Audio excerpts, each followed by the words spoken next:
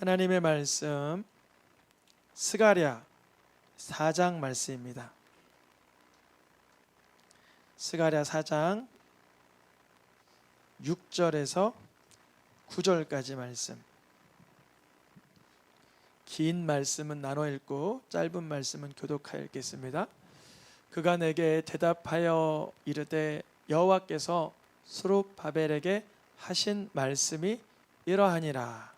만군의 여호와께서 말씀하시되 이는 힘으로 되지 아니하며 능력으로 되지 아니하고 오직 나의 영으로 되느니라. 큰 산아 내가 무엇이냐? 내가 스룹바벨 앞에서 평지가 되리라. 그가 머릿돌을 내놓을 때에 무리가 외치기를 은총 은총이 그에게 있을지어다 하리라 하셨고, 여호와의 말씀이 또 내게 임하여 이르시되 스룹바벨의 손이 이 성전의 기초를 놓았은즉 그의 손이 또한 그 일을 마치리라 하셨나니 만군의 여호와께서 나를 너희에게 보내신 줄을 내가 알리라 하셨느니라. 아멘.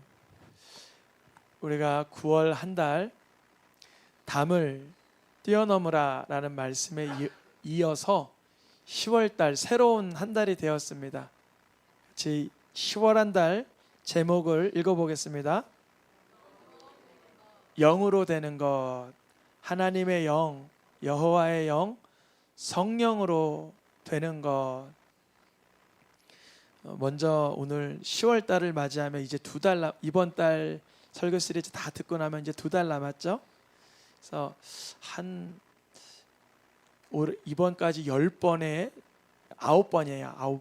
9번의 주제를 한번 이렇게 읊어보면 좋겠다 생각이 들더라고요. 1월 달 우리가 정보가 넘쳐나는 세월을 살고 있는데 정보의 홍수 속에서 사는 비결, 정보의 홍수, 이 소음, 때로는 정보가 나에게 훌륭한 유익을 줄 것 같지만 우리의 귀를 망치고 우리의 삶을 어지럽히는 이 정보의 홍수 속에서 사는 법. 2번째 달에는 자녀에게 말씀을 가르치라. 정보가 넘쳐나는데 자녀에게 뭐부터 가르치라? 말씀부터. 말씀. 만약에 수학, 과학, 영어, 산수, 바른생활, 음악, 체육 뭐 가르칠래? 그러면 저는 말씀 가르치면 그 속에서 지혜도 생기고 하나님께서 능력도 주시리라 확신합니다. 자녀에게 말씀을 가르치라. 자녀에게 말씀 가르치는 부모가 되시길 축복합니다. 잘 못 가르쳐도 괜찮아요. 같이 읽으면 되고요. 읽다가 모르면 차라리 부모가 자녀에게 물어보면 자녀가 네이버에서 찾아서 알려줄 거예요. 괜찮아요. 몰라도 괜찮아요. 함께하는 시간이 중요해요. 3, 4월은 우리가 고난주간 사순절 해서 익숙한 죄에서 벗어나기. 익숙한 죄. 게으름, 교만, 나태, 분노, 수많은 내 몸과 일체돼 버린 죄들. 거기서 벗어나는 건 마치 내 스스로를 쳐서 복종시키는 아픔의 순간이지만 벗어나기. 5월달 가정의 달을 맞이해서 너와 내 집이 구원을 받으리라. 이 말씀을 신뢰하는 거죠. 6월달에 우리 송기호 목사님 오셨을 그 한 달을 믿음의 재고관리, 우리의 믿음을 다시 한번 확인하자. 그리고 7월달에는 공감 능력이라는 말씀이었고 8월에는 우리가 수련회가 있던 그 8월에는 그리스도인은 누구인가? 그리스도인의 정체성에 대하여서 말씀을 전했습니다. 이번 달 10월 달 한 달은 영으로 되는 것이라는 주제로 말씀을 전해. 영으로 되는 것. 영으로 되는 것. 우리가 힘으로 되고 능으로 되고 그런데 하나님의 나라의 일은 성령으로 그게 가능하다라는 거예요. 세상의 일들도 물론 감성, 감정, 의지와 정신, 인내력과 탁월함의 그런 내면적인 영역이 필요하죠. 하나님의 일, 주의 것을 이루기 위해서는 하나님의 영으로 된다. 오늘 이 스가랴 4장 6절의 말씀은요, 배경이 이러합니다. 배경이 다윗이라는 왕이 그토록 하나님의 집을 지어드리고 싶었어요. 그러면 다윗은 그만한 재력이 됐어요. 다윗이 가지고 있는 재력은 엄청났어요. 금은 보화가 우리의 생각, 상상을 초월할 정도로 톤 단위로 있었어요. 톤 단위로. 그러니까 다윗은 하나님의 집을 그토록 갈망하고 원했기 때문에 하나님, 내가 하나님의 집을 지어드릴게요 그랬단 말이죠. 다윗이. 하나님께서 마음만 받을게 그랬어요. 마음만 받을게 그랬어요. 저도 부모가 되고 해보니까 아이들이 뭐 큰 거 주려고 해도 사실 그거 받는 거, 색종이 12개 접어준 거 받는 것보다 마음만 받는 게 좋을 때가 있더라고요. 마음만 받을 때. 그 색종이 12개 받으면 목양실에 다 비치를 해놔야 돼. 12개를. 하나님께서 다윗에게 그런 개념은 아니었겠지만 마음만 받을게. 그래서 너의 계보를 통하여 완벽한 성전을 보내주마 그랬어요. 누구죠? 예수 그리스도. 근데 다윗은 이걸 해석하기를 내 몸을 통해 성전이 지어진다고? 아, 그럼 내 아들 때 말하는 거겠다. 아들 때.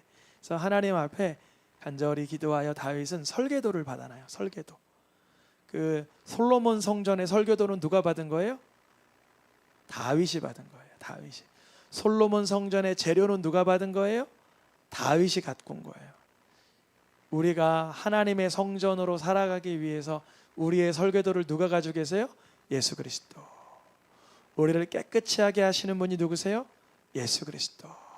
우리를 성전으로 기능하게 하고 설계하게 하고 회복되게 하는 분은 오로지 솔로몬의 기준으로는 아버지 다윗이었던 것처럼 우리의 기준으로는 예수 그리스도인 줄 믿습니다.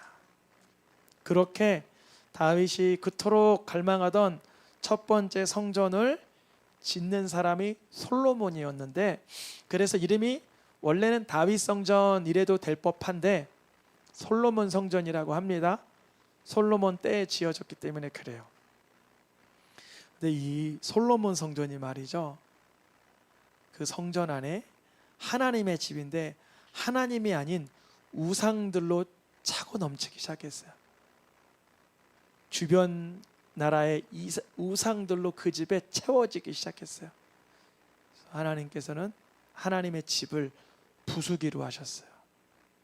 하나님의 집을 부수기로 했다고요. 하나님의 성전을 회파시키기로 결정하셨다고요. 근데 백성들은 이걸 안 믿었어요. 설마 하나님께서 하나님의 집 성전을 부시기야 하겠어? 첫 번째 포로로 끌려간 다니엘, 아직 예루살렘 성전을 보면서 포로로 끌려갑니다. 두 번째 포로로 끌려간 에스겔, 여전히 예루살렘 성전이 건재함을 보면서 끌려갑니다. 3차 포로로 끌려간 에레미야, 여전히 그의 성전이 괜찮을 줄 알았어요. 2차 포로 때 끌려간 에스겔이 그발 강가에서 하나님의 성전을 환상 가운데 바라볼 때 주님이 말씀하세요. 이제 예루살렘 성전이 무너질 때가 됐다. 그래서 다윗이 그토록 사모하던 성전이 부서지고 나서 유대인들은 놀랍니다. 아, 하나님은 하나님의 성전을 멸하시는구나. 어디 말씀이에요? 고린도서 말씀이에요. 여러분, 우리가 성령이 거하는 전인 줄 알지 못하느냐? 하나님께서 그 성전을 더럽히는 자를 멸하신다 그래요. 우리 성전을 더럽히지 않길 축복합니다.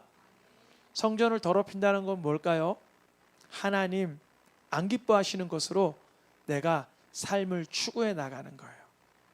탐욕, 욕심, 정욕, 세상의 죄악들을 좋아하는 마음, 그런 것들로 살아나가면 주님 앞에 성전으로의 기능을 하질 못하죠. 첫 번째 성전이 부서졌습니다. 무너졌습니다. 근데 하나님께서는 회복되게 하신다고 예레미야를 통해서 3차 포로 예레미야를 통해서 이미 예언을 주셨어요. 그 성전 무너질 거지만 70년이 지나 다시 복구가 된다 그래요. 원래 모습대로 금은 보화로 치장되는 성전은 아니지만 바로 수룹바벨 때에 70년이 지나 BC 586년에 끌려가 70년이 지나 516년에 그 성전이 지어지는 과정 가운데 주신 말씀이에요. 학개와 스가랴 두 선지자를 사용했는데 학개는 조금 더 현실적인 이야기를 해요. 너희들 집 짓기 바빠? 하나님의 집은 누가 지어? 이런 식으로 말을 했다면 스가랴 선지자는 환상을 보며 하나님의 천상의 세계를 바라보며 예언적 말씀을 선포하는 좀 결이 다른, 색깔이 다른, 느낌이 다른 선지자, 두 선지자 학개와 스가랴 두 선지자를 사용합니다. 근데 스가랴가 환상을 보는데 이 성전이 수룹바벨 성전이 지어질 것 같지 않은 거예요. 다윗 때에는 솔로몬이 아버지의 설계도와 아버지의 재료를 가지고 훤칠하게 지을 수 있었지만 지금은 이방 민족의 침입으로 인하여 부서진 성전, 더 이상 복구되지 않을 것만 같은 성전은 어떻게 회복되는 거예요? 스가랴가 주님께 여쭤보니까 하나님 말씀하세요. 스가랴야, 힘으로 되지 않지. 그렇지. 능으로 되지 않지. 하나님의 영이 임할 때 그것이 이루어질 것이라 알려줘요. 그게 이 말씀이에요. 즉 하나님의 영, 성령으로 무너져버린 솔로몬 성전이 다시 회복할 것이다. 이 말씀을 주시는 거예요. 그러면 솔로몬 성전이 왜 무너졌을까요? 솔로몬 성전은 뭐 하는 곳이었는데 무너졌을까요? 솔로몬 성전은 하나님의 음성을 듣던 곳이에요. 주님의 말씀을 마주하던 곳이에요. 주님을 예배하던 곳이에요. 하나님의 집입니다. 열왕기상 8장 29절 말씀 보니까 솔로몬이 성전을 지어놓고 이런 기도를 합니다. 하나님, 이곳이 바로 하나님의 이름이 있을 곳입니다. 그런데 죄송합니다. 솔로몬이 이렇게 기도해놓고 그 이름, 하나님의 이름이 여기 있다라고 하면서 거기다가 하나님 아닌 걸로 채워갑니다. 우상, 세상의 것들, 쾌락의 것들, 세속의 것들을 거기에 채워갑니다. 여러분, 심령 성전 안에 하나님의 이름, 주를 경외하는 마음이 자리 잡을 수 있길 축복합니다. 계속적으로 하나님 미워하는 곳이 하나님의 이름이 있어야 될 곳에 채워가니 그것이 회파가 되죠. 그런데 솔로몬은 중요한 얘기를 합니다. 성전의 기능 중에 제일 중요한 기능, 하나님의 눈이 머무는 곳, 하나님의 귀가 열려 우리의 기도를 들어주시는 곳이라는 거예요. 그런데 왜 그 성전을 주님이 부서뜨리셨나? 왜 부서뜨렸나? 거기서 하던 기능, 기도하고 하나님의 임재를 갈망하던 그러한 하나님 기뻐하시는 일들이, 그런 기능이 일어나지 않으니까 하나님 보시기에는 이제 오히려 하나님의 영광을 가리우는 곳이 됐기 때문에 그것을 부수는 거예요. 그런데 지금 상황은 수룹바벨 성전으로 다시 재건이 돼야 되는데 스가랴가 보기에는 도무지 재건되지 않을 것 같아요.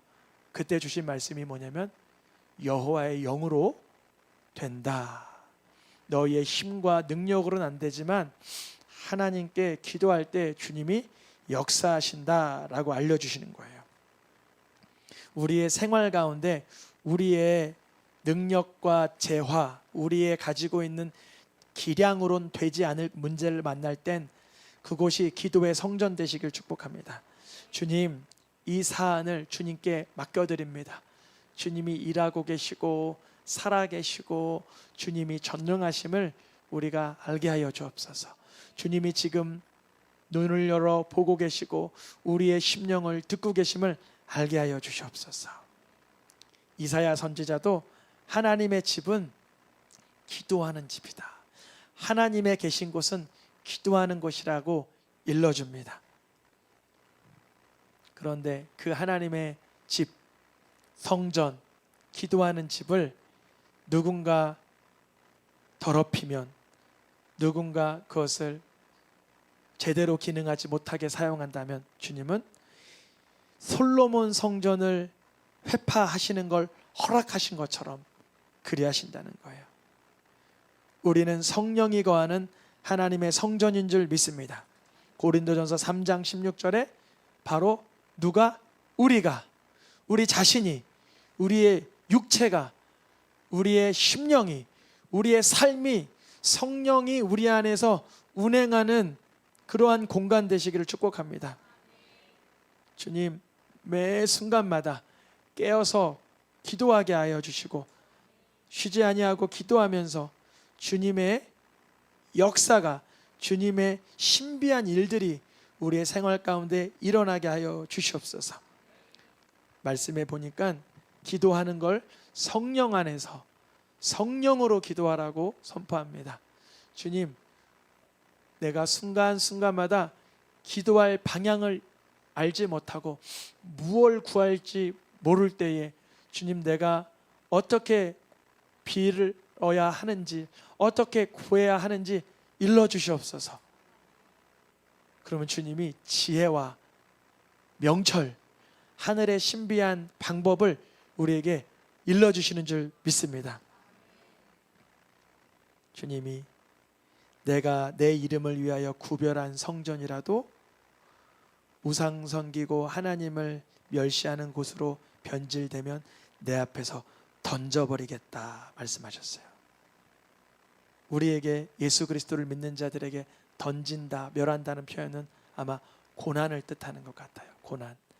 우리가 삶의 역경과 고난이 있을 때마다 성령으로 다시금 무너졌던 것들이 회복되기를 구하시길 축복합니다. 우리의 능으로 힘으로는 되지 않아도 주님의 영으로, 성령으로 기적이 일어나게 하실 줄 믿습니다. 그 스룹바벨 성전도 솔로몬 성전에서 재건된 걸 스룹바벨 성전이라 그랬다 그러잖아요. 근데 그 스룹바벨 성전도 다시 또 회파되고 무너지고 흔적이 사그러져 갈 때 유대인들의 마음에 환심을 살려고 예수님 당시에, 예수님이 태어나기 20년 전부터 헤롯 대왕이 그것을 다시 리모델링하기 시작합니다. 그래서 세 번째 성전의 이름을 헤롯 성전이라 그래요. 헤롯 성전. 세 번째 성전. 그 세 번째 성전은 두 번째 스룹바벨 성전보단 규모가 훨씬 컸어요. 물론 솔로몬 성전의 금과 이렇게 처음에 그 외형같이 빛나고 화려하지 못했어도 규모만큼, 사이즈만큼은 더 컸어요. 원래 솔로몬 성전보다 규모를 배로 했기 때문에 세 번째 성전인 헤롯 성전은 제대로 기능할 줄 알았어요. 예수님께서 그 성전을 향하여 뭐라고 말씀하냐면 누가복음 19장 46절에 하나님의 성전, 기도하는 집이라고 그렇게 말하였거든 너는 그것을 강도의 수굴로 변질시켰다, 이렇게 책망하십니다. 예수님이 공생의 사역 3년 전에, 누가복음 19장 기준으로 3년 전에는 강도라는 말은 안 하셨어요. 누가복음 2장 기준으로 뭐라 그랬냐면 요한복음 2장 16절 기준으로는 뭐 하는 집이라 그래요? 장사하는 집. 여러분, 장사하는 집이 더 나빠요? 강도의 집이 더 나빠요? 강도의 집이 더 나쁘다는 거죠. 그러니까 요한복음 2장은 예수님 공생의 시작, 그때는 장사하는 집 정도로 야, 이윤을 위해, 너의 욕심을 위해 믿음 생활하는 건 아니지, 하나님의 영광을 위해 구해야지, 이렇게 말씀하셨다면 다시 누가복음 19장 46절에서는 강도의 속을까지도 부패하게 됐다는 거예요. 뭐 하는 곳인데 말이죠? 기도하는 데 곳인데 말이죠. 예수님께서 이 성전에 솔로몬 성전이 부서지듯 기도하여 하나님의 영으로 다시 재건된 스룹바벨이 헤롯 성전으로 2배가 되었을지라도 그곳이 기도하는 집이 되지 않으니 주님이 뭐라고 말씀하시냐면 요한복음 2장 19절 말씀에 이 성전을 헐어버려라 그래요. 이 성전을 헐어버려라. 그러니까 하나님 편에서는 예루살렘 성전의 부서짐, 스룹발벨 성전의 무너짐, 헤롯 성전의 무너짐은 무엇보다 안 중요한 거냐면 기도의 성전이 아니 될 거라면 안 중요하다는 거예요. 우리 새생명교회에 우리 성도님들의 삶에 어떠한 복이 내려지는 것보다 우선시 돼야 할 것은 내가 하나님의 영으로 기도의 사람으로 변화되어 나가는 거예요. 기도의 사람으로 변화되어 나가. 사람들이 이래요. 예수님 무슨 말씀을 그렇게 하세요? 이 성전은 헤롯이 2배로 사이즈업 리모델링 시키려고 46년 동안 지었는데 3일 동안 일으킨다는 건 말이 안 되잖아요. 너무 과장이 심하십니다. 예수님 말씀하신 것은 그 성전은 성전이 된 그러면 예수님은 성전이 됐다는 건 뭐냐면 예수님 자신은 기도의 사람이라는 거예요. 예수님 자신은 성령의 감동으로만 살아가시는 분이라는 거예요. 다윗에게 하나님께서 예고하였던 너는 피 흘림이 많아 성전을 못 짓지만 너의 씨를 통해서 성전이 완성되게 할 거야 하신 그 성전은 사실 예수 그리스도를 말하는 거예요. 예수 그리스도. 그분이 하나님의 원하시는 대로의 기도와 성령의 감동을 따라 모든 삶을 하나님께 영광을 위해서 드리신 분, 바로 예수 그리스도. 자기 육체가 이제 우리들을 위하여 내어주실 것을 예언하신 것입니다. 그래서 예수님은 모든 성전으로 살아가는 사람의 기초돌, 모퉁이의 머릿돌이 되십니다. 사도행전 4장 11절에 예수님은 종교 지도자들, 바리새인들, 율법학자들, 율법주의자들, 그리고 세속적인 인생들의 버려버린 돌과 같지만 하나님의 성전으로 살아가고자, 하나님의 영 성령으로 살아가고자 하는 사람들의 삶의 기초돌이 되느니라. 우리의 삶의 머릿돌이 되느니라. 예수님을 내 마음의 주님으로 모실 때 내 삶이 하나님 거하시는 성령의 성전으로의 기능을 체험하게 하시는 줄 믿습니다. 그래서 이 말씀이 스가랴 오늘 4장 7절에 예언되어 있어요. 하나님의 머릿돌이 내어짐이 될 때 그분을 통하여 우리는 은총을 경험하게 될 것이다. 스가랴는 이게 말하면서 무슨 말인지 몰랐던 거예요. 이사야도 말하면서 임마누엘 은혜가 뭔지 몰랐던 거예요. 구약의 선지자들 대부분들은 그들이 예언을 하며 메시아를 그리스도로, 예수 그리스도를 예고는 하고 있지만 그분이 정확하게 무슨 모양으로 오실지 몰랐던 거예요. 예수님이 우리의 삶의 기초돌, 머릿돌이 되실 때 우리가 은혜를 경험하는 것입니다. 고린도전서 6장에 너희는 성령의 전인 줄 알지 못하느냐. 누가 계실 때? 내 삶의 구주가 예수님이 되실 때, 주님 나는 죄인이며 험악한 자며 불의한 자며 무절제한 자며 어리석은 자지만 주께서 날 위해 기초돌을 내어주셨으니 주님의 몸을 나를 위해 내어주셨으니 내가 주님을 내 삶의 반석 삼아 성령의 전으로 기능하길 원합니다. 이제 내 삶을 주님께 드려오니 나의 몸, 나의 마음, 나의 삶을 주님의 영광 위에 사용해 주시옵소서. 우리가 누구 값으로 구매되었어요? 예수님의 보혈의 피값으로 구매된 인생인 줄 믿습니다. 더 이상 우리 자신을 육에 이끌려 사는 인생이 아니라 성령에 이끌려 사는 삶이 되시기를 축복합니다. 오늘의 마지막 말씀 읽고 마치겠습니다. 이제는 우리의 삶이 영으로 주를 예배하고 영으로 주께 기도하고 영으로 주께 찬양을 올려드리며 우리의 삶이 주님께 흠양하시기 기쁜 향기가 되고 향연이 되시기를 축복합니다.